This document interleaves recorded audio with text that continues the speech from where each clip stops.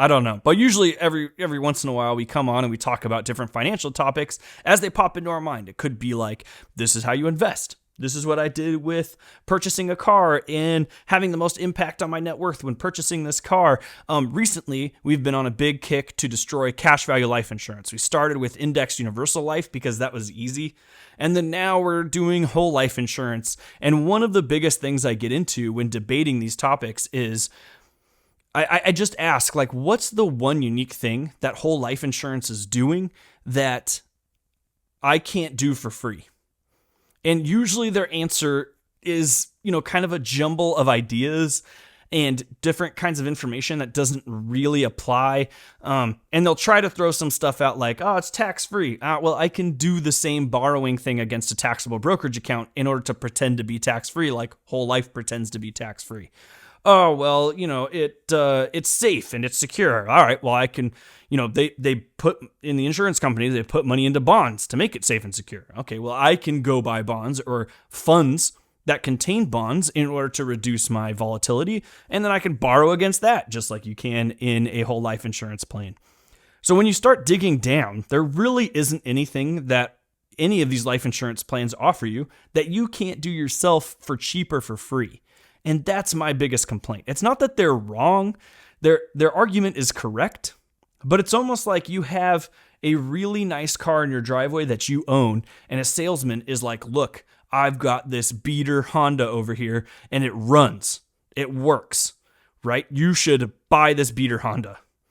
Why would you do that? I mean, he may be right. It may work. It may get you from point A to point B, but you got a really nice car in your driveway already. Like, why would you pay someone for this beater Honda when you already have a nice car for free?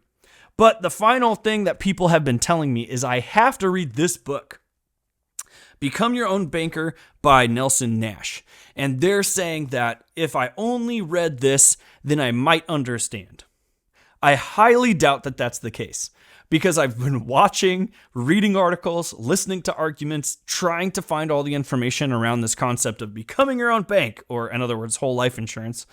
And I don't believe that there's going to be some nugget of truth in here that isn't like out there for everyone to see, right? But I'm going to humor them, and I'm going to actually read this book, and we're going to go through and review pieces of it. First off, the title, Becoming Your Own Banker. This bothers me, and I don't know why it bothers me so much, but you cannot become your own banker.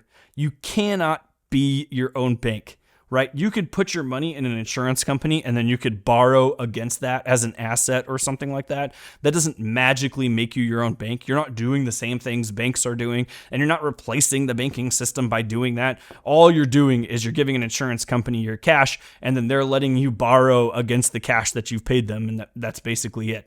That doesn't equate banking, right? So that drives me nuts. But he does this handy thing at the end of each chapter. So I finished chapter 1, and he has a little review segment. And the one thing I can say about chapter 1 to this point is that this chapter and all the things he says in it are fairly pointless. And I don't mean pointless as in like it was a waste of time. I mean like he didn't actually get to a point. He does promise that he's going to get to a point at some point in this book. So he's kind of setting it up, and I hope to kind of see what that looks like. But so far, I haven't seen anything that actually drives home any great concepts.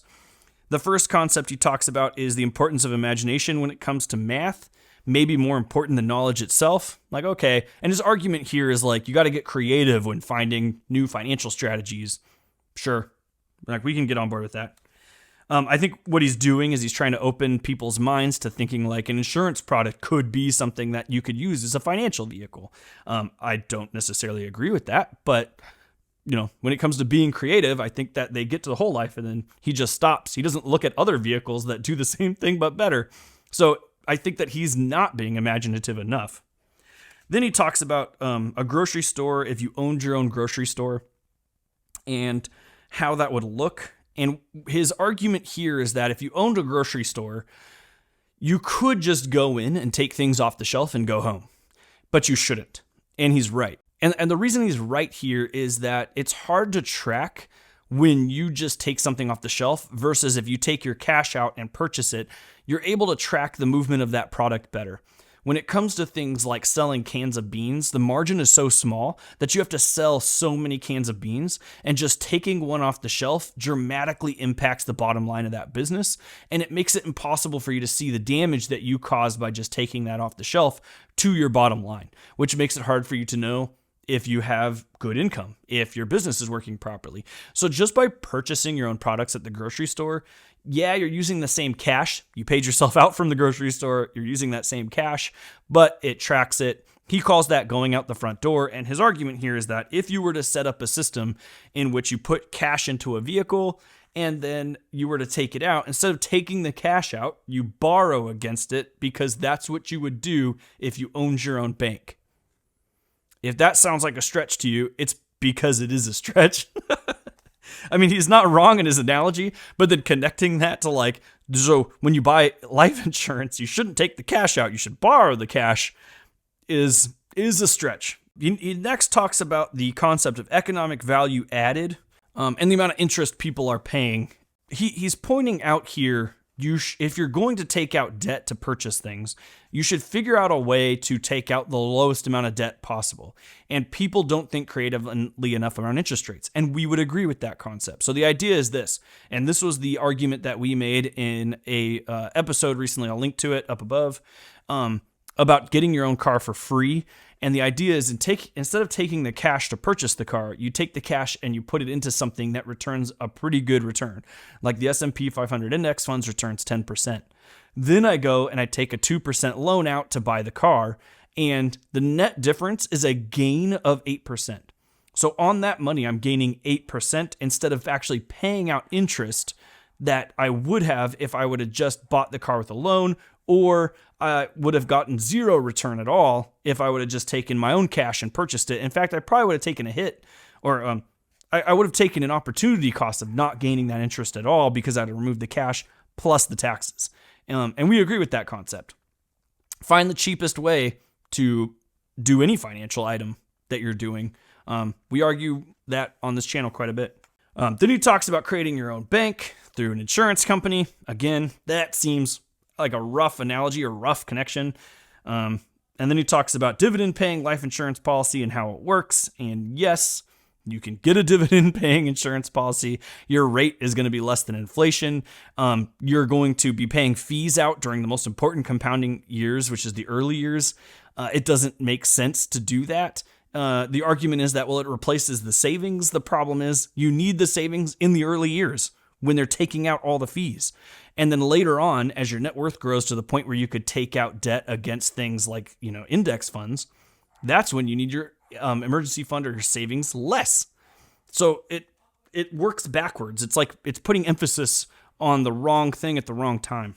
And then finally, he makes the argument, great things take time, discipline takes years, don't expect to get rich overnight. We also agree to that, but we would say that you can get rich, right? Instead of doing this, actually put your money into something that returns something pretty good, like an index fund with the S&P 500, real estate, something to that effect, not whole value life insurance, which is returning less than inflation. Or if you just wanted to be safe, just put it into bonds like they're doing and skip the middleman altogether. It doesn't make any sense to me. So I'll keep reading the book, and we'll see if I land on that nugget that I'm missing to this point. I'm sure that nugget of truth is out there somewhere, and I just haven't found it yet. So we'll keep you guys tuned.